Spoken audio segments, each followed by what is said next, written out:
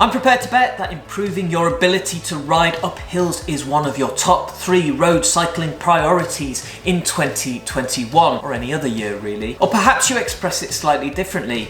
Your main concern in your next big sportive or other hard ride is getting up the climbs or doing so quickly. C'est normal, we all feel that way, so let's do something about it. Summit.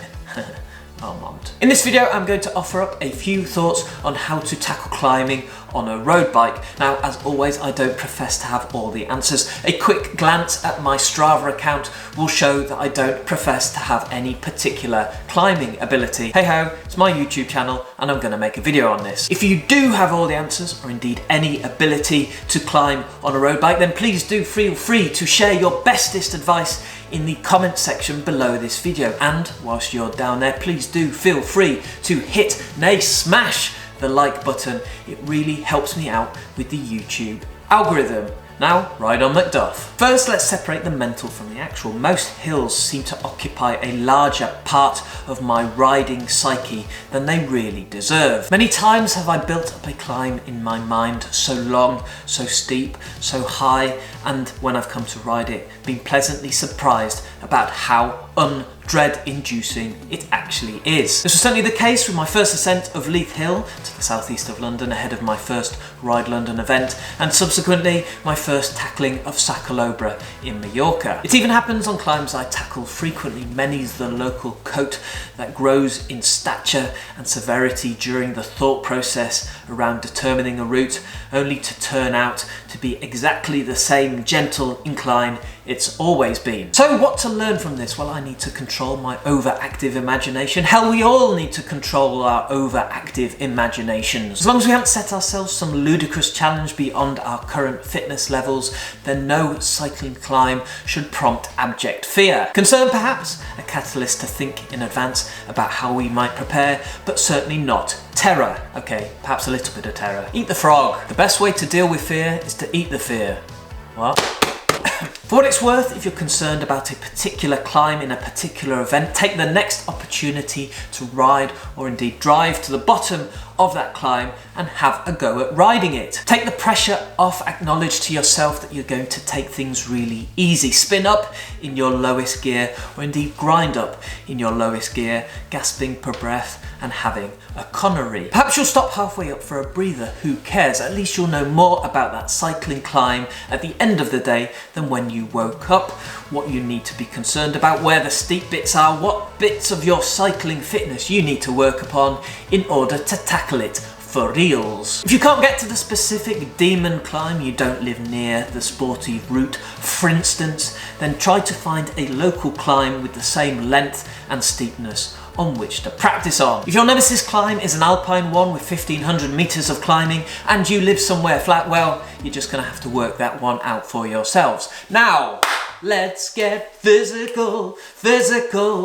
Let me hear you. We dealt with the mental, we dealt it good. Now on with the tips and tidbits I've accumulated over the years and stored in my journal, Monty's Cycling Almanac, under the heading climbing, in no particular order. Number 1, lose weight. I'm kidding. No, I'm really not kidding. It's a double win. Not only will you have fewer kgs to haul up that hill, but the process of losing weight with the aid of a road bike must surely have done something to improve your fitness levels. Surely. Number 2, get the right gear. Not a clothing tip. Experienced cyclist here, you just need to pick a low gear and spin up the climb. There is no need to grind it out. Me here, there is no gear low enough for me to spin up the climb without falling off the bike due to insufficient speed.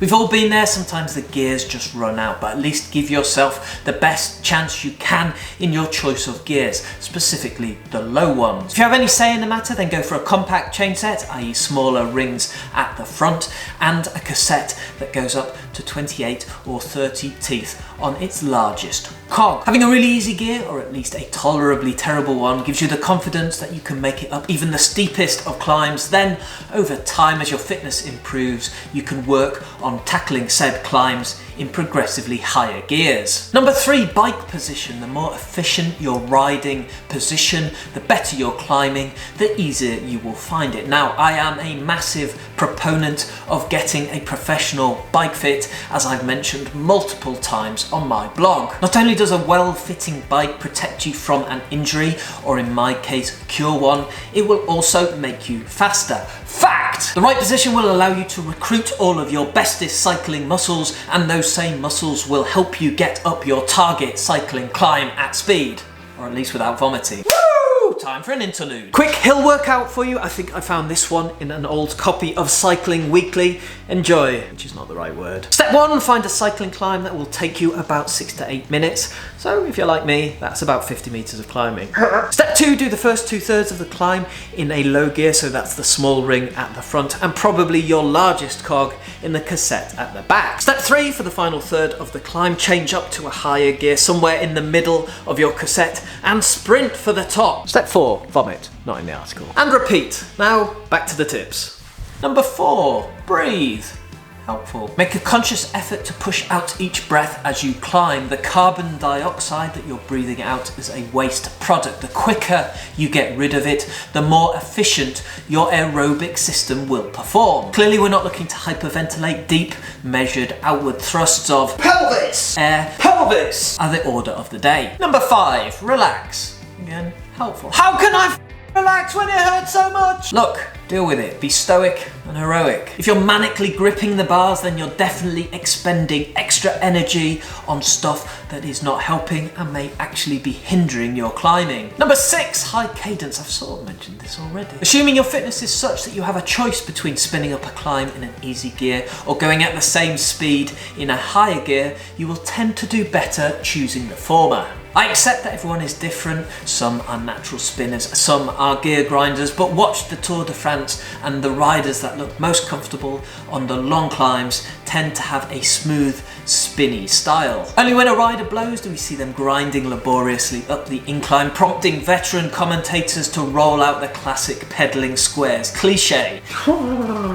The danger of grinding up repeated climbs, for you, rather than the Tour de France riders, they can look after themselves, is that doing so tends to wear out your leg muscles and impairs your ability to ride comfortably for the rest of the ride. And riding the last 20 kilometers of a sportive with your legs on the verge of a cramp, or indeed cramping, is no fun whatsoever, as I can attest. Number 7, it's not all about the legs. Your core and upper body strength is important for climbing, maybe as important as leg strength, who knows? Probably someone does. Pro cyclists, when they're not stage racing, can be in the gym 2 to 3 times a week, even during the competitive season. A bit of strength work is important if you're at the experienced end of the maturity spectrum, or if, like many cyclists, you're a bit lacking in the upper body area. Now, we're not talking about pumping maximum iron here. This is about low weight, high repetition exercises all around your upper body, chest, back, arms, as well as some sensible core exercises,